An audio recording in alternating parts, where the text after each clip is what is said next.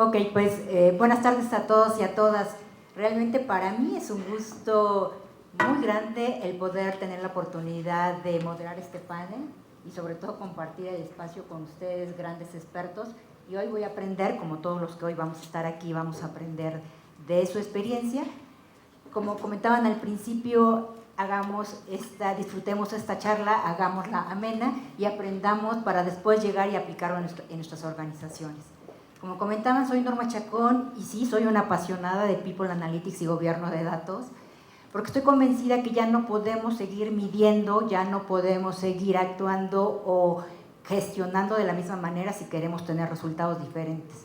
Y más ahora que tenemos un componente adicional como es la inteligencia artificial, en donde nos viene a cambiar todo el panorama y potencia pues, y transforma de una manera, diría yo, hasta exponencial todos los procesos que hoy manejamos y gestionamos en recursos humanos. Y bueno, me voy a tomar nada más unos minutos para agradecer a TechShare estos espacios que realmente suman a nosotros como comunidad de recursos humanos para aprender pues, de grandes expertos. La verdad es que muchas gracias TechShare y muchas gracias Pablo, muchas gracias Lucrecia y muchas gracias Federico por estar este día con nosotros. Y pues como el corazón de este panel y de este día son los datos, no puedo decir que vamos a desayunar, comer y cenar porque ahorita tocaría lo que es la cena, pero sí vamos a sentir en todo momento y a vibrar con los datos. Me gustaría con ustedes iniciar compartiendo unos datos de un informe reciente de Microsoft. Este informe es el World Trade Index 2025. Y fíjense qué importante traer estos datos hoy que vamos a hablar de estos temas. Nos comenta que el 80% de los líderes y colaboradores dicen que no tienen suficiente tiempo ni energía para hacer su trabajo. Pero por otro lado, el 53% de los líderes cree que la productividad debería aumentar.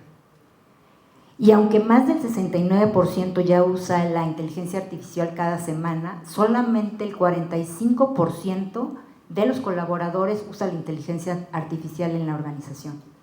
Esto sin duda pues, pinta para una realidad que se comenta como caótica, como ambientes fragmentados y con jornadas laborales más allá de las que se establece de 8 horas.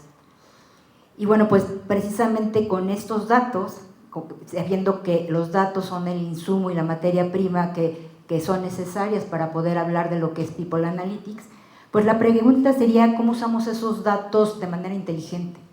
Pero los datos no nada más de talento, que nosotros que estamos en recursos humanos, hablaría de esos datos de talento, del negocio y sobre todo los datos del mercado y las tendencias que hoy estamos viviendo para ver cómo se correlacionan.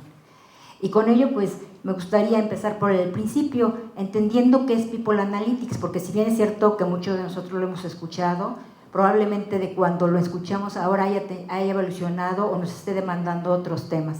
Entonces, por ello, qué mejor que Federico, que desde siendo un evangelizador dentro del diplomado del TEC de Monterrey y un emprendedor directamente con grandes empresas, pues me gustaría entender, Federico, que nos ayudaras a definir People Analytics desde tu experiencia y qué necesita una organización en términos de madurez para que no solo se tome como lo que hablaba hace rato Carlos, en puros dashboard, en promesas, en un simple análisis y se vuelva realmente una palanca de transformación en el negocio.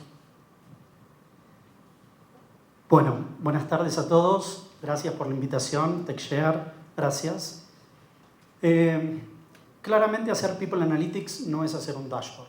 Quizás esa era una creencia hace un par de años atrás. Hoy no es suficiente. Para mí, People Analytics es una disciplina que nos permite, a través de los datos, habilitar a las personas a lograr resultados extraordinarios. Para mí, recursos humanos, partiendo de la base, tiene el gran desafío de convertirse en un área de negocio. Y la única forma que tiene HR para convertirse en un área de negocio es a través de los datos. Las iniciativas de personas no son un fin, son un medio para generar valor. De hecho, ninguna compañía es creada para pagar la nómina, para tener a la gente comprometida, etcétera, etcétera, etcétera.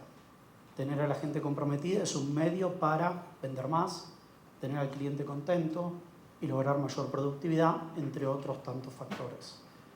Hace por ahí 10 años atrás, cuando empecé a hacer esto,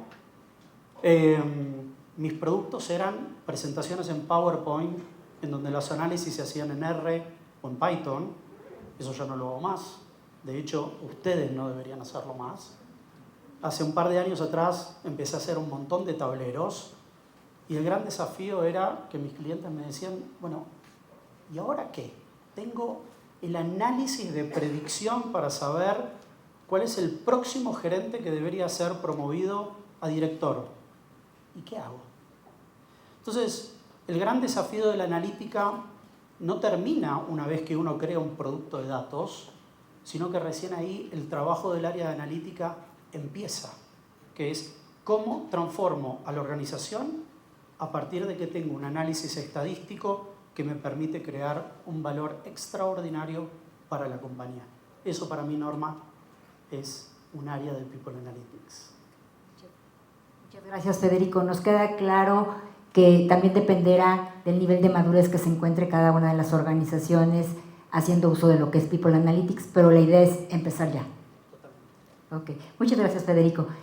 Pues, qué mejor que, hablando de que el insumo son los datos y que en la medida que él tenga un gobierno de datos, se tenga un gobierno de datos que parte también de la cultura de la misma organización, porque yo agregaría también a lo que comenta Carlos, que el gobierno de datos, más allá de ser una área, cruza toda la organización y estamos hablando de cultura en donde todos nos volvemos responsables del manejo y el uso de los datos. Y qué mejor pues hablar de un área como compensaciones en donde los datos son sumamente sensibles, por no decir que son todos, pero voy a detenerme en lo que es en el área de compensaciones y con la experiencia que tienes, Lucrecia, tanto desde adentro de una organización grande con diferentes estructuras como lo que es Volaris y por otro lado como consejera independiente, pues nos gustaría que nos ayudaras a entender qué elementos de gobernanza de datos consideras clave para alinear los distintos niveles organizacionales, hablando desde el CEO hasta los mandos medios, en lo que se refiere a compensación base, compensación variable y todo lo que se tiene alrededor de ello. Claro que sí, Norma, con mucho gusto. Hola a todos y aquí muy entusiasmada de poder compartir con ustedes mis experiencias y porque Gaby me dejaste muy entusiasmada de cómo nos presentaste. ¡Wow, qué bonito! La verdad es que yo vengo de la especialidad numérica en HR. Me encanta la gente, amo la gente y por supuesto que es el insumo más importante en cualquier organización, no me cabe la menor duda. Pero como buena Capricornio, yo necesito aterrizar cosas, ponerlas en la tierra y que tengan un significado muy sólido. Eso me lo dio los datos. ¿Y saben qué fue lo interesante? Que si bien es cierto, como Federico decía, pues ha ido evolucionando desde solo pagar la nómina, que claro, si no pagas la nómina se te van todos a huelga, entonces es un basic que ahí tiene que estar perfecto, pero el saber manejar los números, el saber manejar los programas de remuneración variable, si ustedes checan las encuestas de engagement, la mayoría de la gente dice, para llegar a una organización han ido cambiando los drivers, pero uno que siempre va a estar en los top 3 es el pago. Ya sea en el sueldo, en el variable, ha cambiado que si la empresa es comprometida con el entorno, que si mi jefe me inspira, el liderazgo, etcétera. Pero pago siempre va a estar en los top 3. Entonces manejamos uno de los temas más importantes de esa relación y vínculo con la gente. Y aparte, por supuesto, uno de los principales temas de costo en las empresas. ¿Sí? En el caso de una aerolínea, el primero es combustible, el segundo es arrendamiento de aviones y el tercero, todo el costo de personal. Y ese sí está en nuestras manos manejarlo. Yo siempre he dicho que ahí pues es puro número. Yo cuando llegué a Volaris, me acuerdo que el CFO me decía, wow, qué padre poder platicar con alguien de HR, de números. Y eso me dio una silla en el comité que maneja los números en Volaris. Padrísimo, la verdad.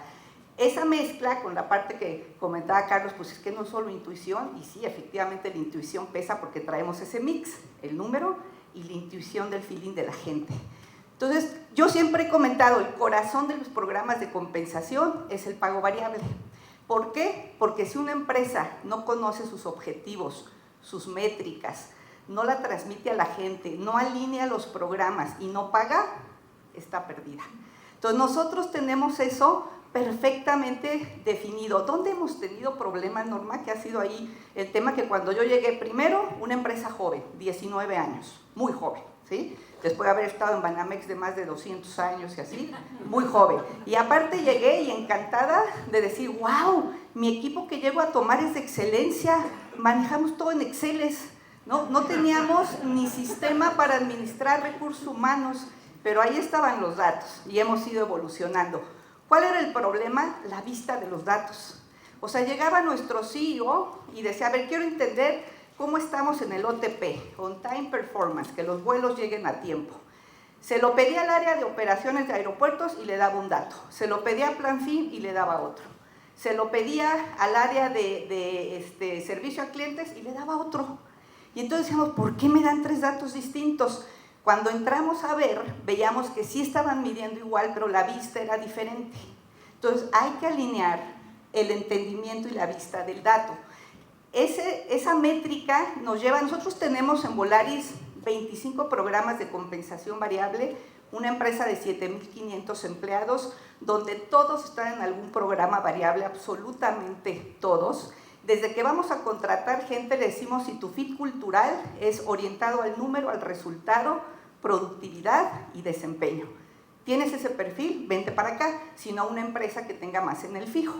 Nosotros no, así estamos reconocidos. Número 2, que tus resultados se compensen y inmediatamente se alineen al resultado de la empresa. ¿Sí? Una empresa, las turbulencias en el avión se sienten igual de fuerte en tierra en una empresa tan dinámica como es una aerolínea. ¿Dónde hemos trabajado en alinear la vista de los datos? Somos de reacción rápida, no podemos afectar a los mecánicos que se enojen que ese mes, porque aparte pagos mensuales, ese mes llegó el variable afectado porque hubo un tema en confiabilidad de mantenimiento. Y reaccionamos ahí con la parte de intuición de decir no hay que pegarle al sindicato. Vamos a entender dónde estuvo esto y hacemos un ajuste por disrupción de actividades este mes. Entonces, el estar todo el tiempo midiendo, tener contundencia de los datos y algo muy importante, el board en Volaris, el comité de compensaciones, se mete de forma hasta las tripas de los números y quiere entender para estar seguro de cómo vamos a pagar el resultado. Somos de las pocas empresas que tenemos pago variable trimestral a nivel de top executives y eso es el tablero de control de la empresa para ajustar, bajar, quitar, poner y eso nos permitió subsistir en la pandemia de no tener que correr un solo piloto, un solo sobrecargo, un solo mecánico porque los programas de compensación variable, ahí metimos el ahorro. Entonces yo creo que concluyendo esta respuesta sería, los programas de compensación variable son el corazón de los modelos de remuneración total. El dato que traes, la métrica, la alineación y la vista estandarizada en toda la empresa y que el board te lo entienda y que reacciones rápido a ajustar variables como si quieres rolling average, último mes, 6 meses, etcétera, vaya todo en línea, gente, recursos y motivación hacia la gente. Contrario, muchas gracias, Lucrecia. Qué interesante tener una mirada al dentro de una organización, porque suele suceder que se pide un dato y otorga un dato el área de finanzas y después nos piden a nosotros como recursos humanos otro dato y no tiene consistencia. De ahí la importancia del gobierno de datos, de esa consistencia que puedan tener los datos para dar paso precisamente al análisis de los mismos. Y bueno, pues me gustaría pasar a otro tema que está en la agenda de los equipos de recursos humanos y de todos los líderes que manejan gente. Y con ello quiero hablar del bienestar de los colaboradores, que más allá de ser una moda, si hablamos de tener un área como compensaciones, de empezar a aplicar un People Analytics, si no tenemos, y hablando con los datos que les daba, si realmente no tenemos a nuestros colaboradores con salud, energía, equilibrados en su contexto, difícilmente vamos a lograr ejecutar la estructura. Yo ahí diría, como bien sabemos, la cultura se come en la estrategia, en el desayuno. Y de ahí la importancia de ahora escucharte a ti, Pablo, específicamente en el sector, un sector que te encuentras que es bastante regulado, y me gustaría que nos pudieras a resolver esta pregunta desde tu experiencia de cómo has usado los datos para rediseñar estructuras organizativas que realmente respondan a las necesidades del negocio y, perdóname Pablo, te estoy haciendo una pregunta de Lucrecia, para que vean que ya me quiero adelantar, disculpen, perdón, así, no me lo ibas a poder responder, ¿verdad Pablo? Ok, perdón. En un momento donde pues, muchas soluciones prometen crear bienestar, me gustaría que nos digas cómo has logrado en Medi usar People Analytics y gobierno de datos para tomar decisiones útiles, confiables, sobre todo cuidando también la ética y el manejo responsable de la información. Esta seguro me la puedes responder. Muchas gracias. Bueno, en salud, como bien dices, tiene un comportamiento muy diferente porque los datos que normalmente están relacionados con las personas y que medimos en nuestras organizaciones, los podemos ver ahí, ¿no? Métricas que nos permitimos, de cierta manera, en la manufactura, en el transporte, y que están ligadas al performance, sí, de un equipo humano, pero también de capacidades y recursos. En la parte de la salud, los datos están en todos lados. O sea, tus datos médicos, si yo les pregunto quién los trae aquí con ustedes, probablemente hay muy pocas personas que los tengan, ¿no? Y es tan importante conocer los datos del performance ligados a los objetivos de las organizaciones como conocer los datos de salud de mi gente, ¿no? Conocer específicamente cuál es el nivel de salud, de bienestar que se tiene. Y esos datos son datos extremadamente sensibles y regulados, efectivamente. Y hay retos muy grandes que inician desde la contratación, ¿no? Hay empresas que hacen exámenes de contratación, muchas lo hacen como un requisito normativo, otras lo hacen con una intención real, pero la gran mayoría de las empresas con las que hoy trabajamos, esa colección de datos está o en un Excel o en una hoja y no se toma en cuenta al momento de tomar las decisiones tan trascendentales como son el desarrollo de una persona, la promoción, o simplemente no contamos con que probablemente un problema de performance de una persona está ligada a una condición de salud. La salud hoy cuesta a las empresas y cuesta demasiado y cuesta tanto que el simple hecho de que hoy las empresas no sepan o tomen en cuenta este factor, pues evidentemente hay donde optimizar.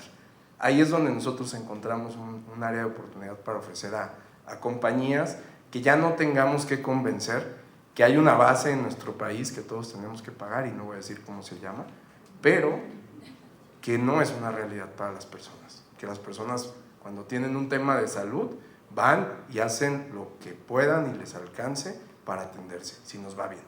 Porque anteriormente en las tendencias de recursos humanos hablábamos de gente que no iba a trabajar. Hoy es más grave, hoy la gente va a trabajar y está enferma, ¿no? Y esto puede ocasionar muchas cosas. Entonces, yo estoy muy de acuerdo con la visión que tienes. De hecho, algo que hicimos diferente para mantener la gobernanza fue permitirles a las organizaciones darle las herramientas para que colectaran el dato y en un punto de decisión lo pudieran tomar como una referencia para tomar pues, las decisiones de su organización, empezando por saber cómo está la salud de su gente. En segunda instancia, también mediante un mecanismo de compensación variable, logramos hacer que la gente, primero, sepa cómo estoy de salud, después, con inteligencia artificial, entienda cómo empezar a hacer cosas que me lleven a estar mejor, ¿no? Y en consecuencia, la empresa te compensa por hacerlo. ¿Por qué? Porque encontramos una forma en la que si tú te cuidas, estás bien, mejoras tus niveles, porque la salud no solamente es la salud física, es la salud emocional, financiera, social, etcétera, que está dentro del modelo de la salud. Si yo no estoy bien económicamente, me voy a endeudar, después voy a tener estrés, después voy a tener problemas familiares, después me va a empezar a bajar el tema de mis defensas y eventualmente voy a tener una enfermedad y voy a estar en un círculo del que es difícil salir. Entonces, nosotros algo de lo que hacemos es eso. Quizás en temas como lo que han estado platicando ya haya un avance mucho mayor, y les comento por qué. Porque el dato en salud es difícil de colectar. Nosotros todavía estamos resolviendo y ya lo hacemos. Hoy, por ejemplo, tenemos o logramos que los colaboradores al inicio del programa de Medi nos den su información de salud porque les damos 3 promesas. Solo me lo vas a dar una vez, y después de ahí, cuando vayas con cualquier médico, ya sea el de tu planta, o ya sea el de la farmacia, o ya sea el de la red, o lo que sea, no te lo va a volver a preguntar, porque seguramente ustedes han dejado su misma información muchas veces en muchos lados.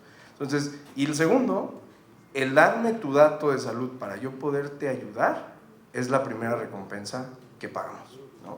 Entonces eso nos permite partir y a través de eso ya empezar a generar coherencia dentro de la organización, generar campañas individualizadas que recompensan y eventualmente esos datos conectan muy bien con las otras métricas, ¿no? Es decir, permanencia de los colaboradores, rotación, desempeño, ausentismo, etc.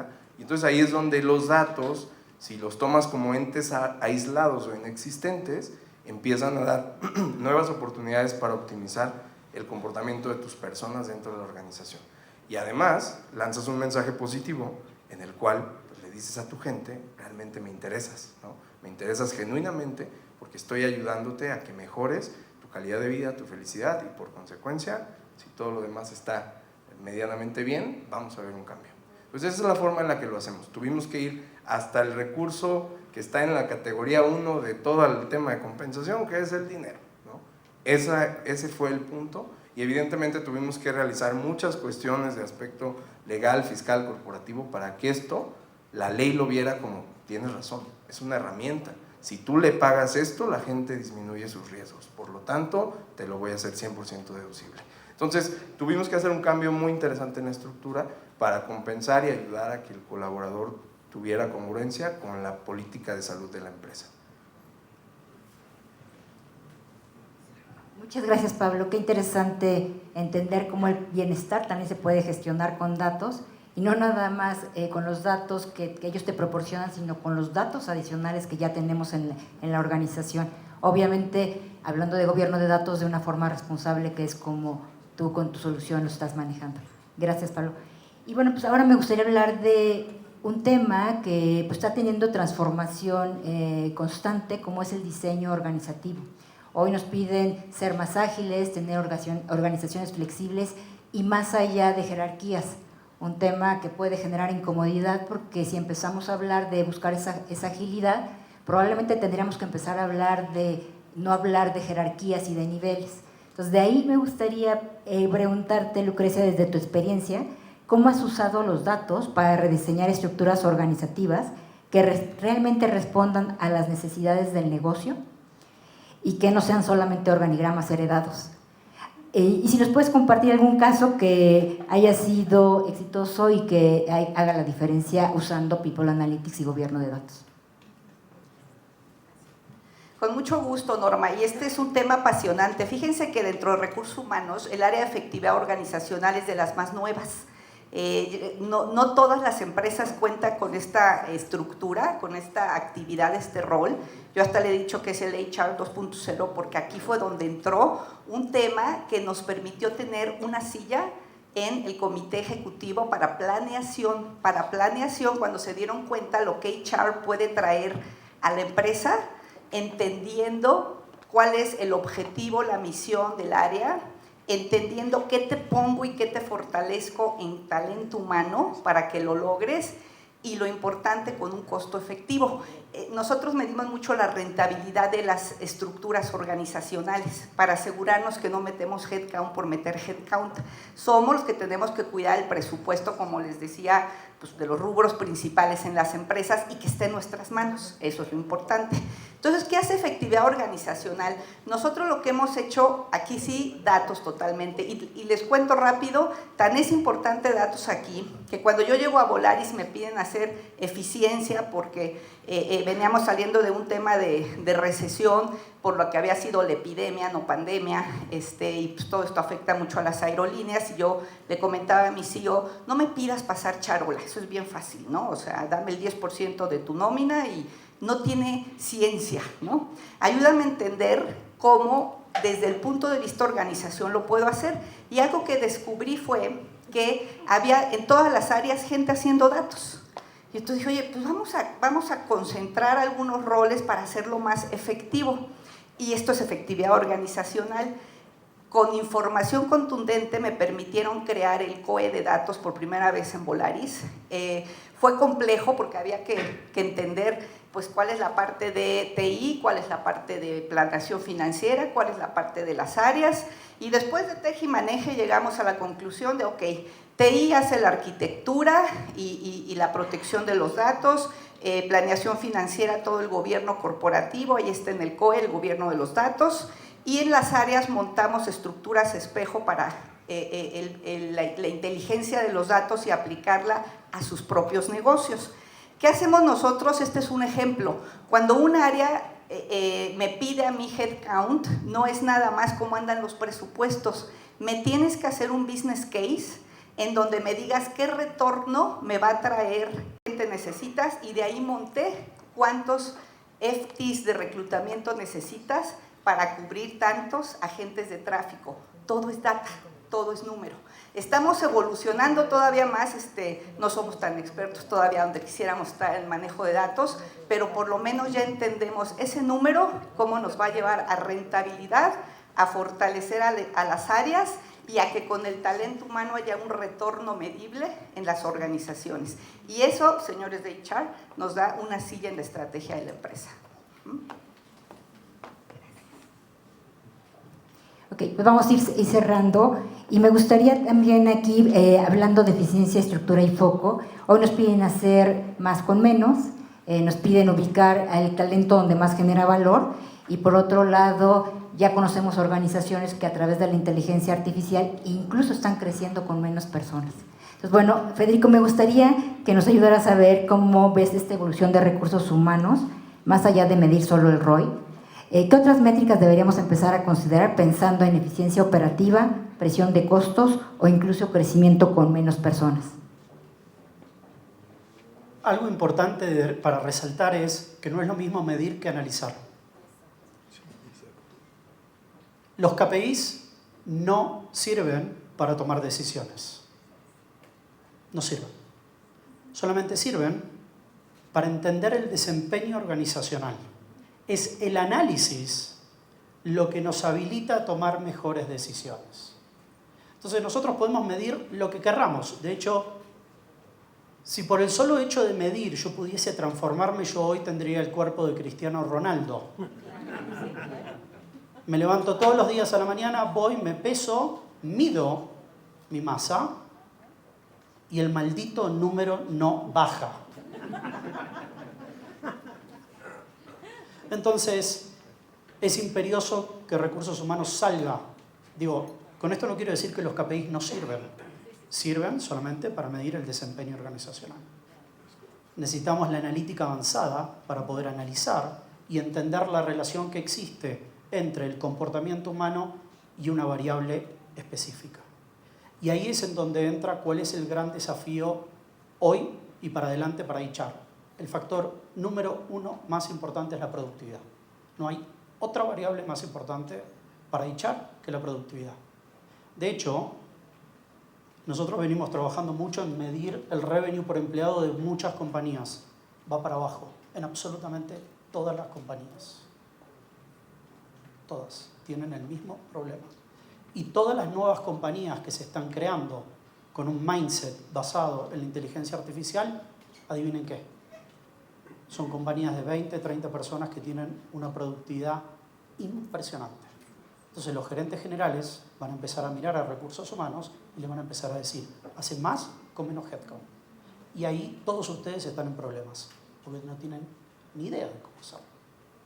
Entonces hoy no es una cuestión secuencial sobre cómo pasamos los estadios madurativos de la analítica. Hoy no hay tiempo para hacer eso. Hoy necesitamos hacer análisis hiperavanzados porque lo más difícil de todo es modificar comportamiento humano.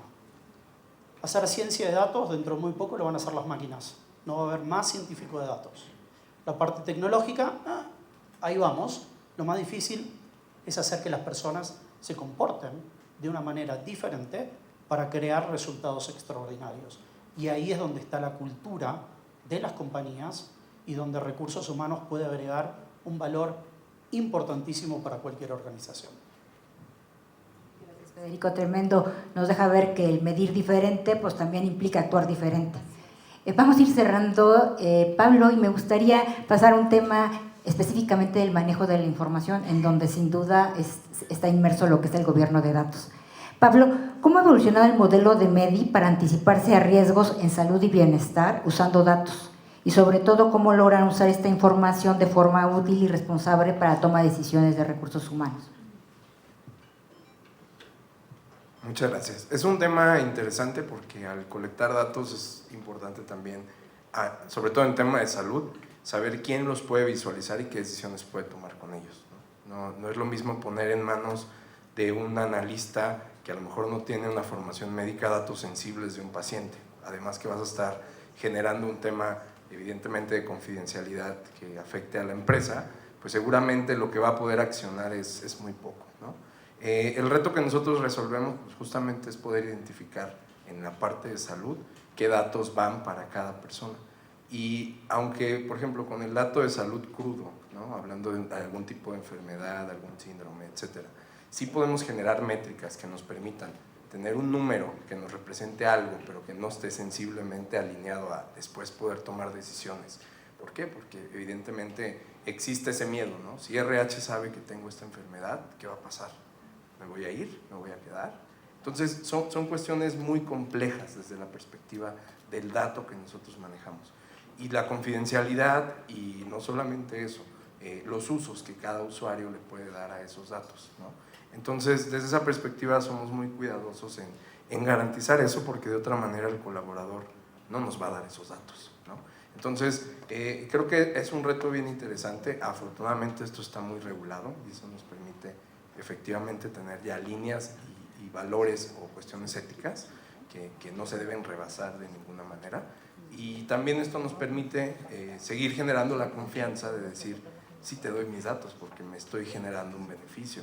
Al momento en el que las empresas vean que esos datos están ocasionando algo que no beneficie, pues vamos a empezar a tener esa resiliencia de decir, no, es que pues, no sé, me lo guardo, me lo llevo, no lo entrego, porque en salud es complicado, ¿no? Hay mucho que generar y yo creo que es eso, ¿no? Respetar evidentemente los límites, respetar evidentemente las regulaciones y generar valor y decisiones que transformen vidas, ¿no? Eso es lo que yo recomiendo. Muchas gracias, Pablo. La importancia de blindar toda la información sensible precisamente para capitalizar esta información.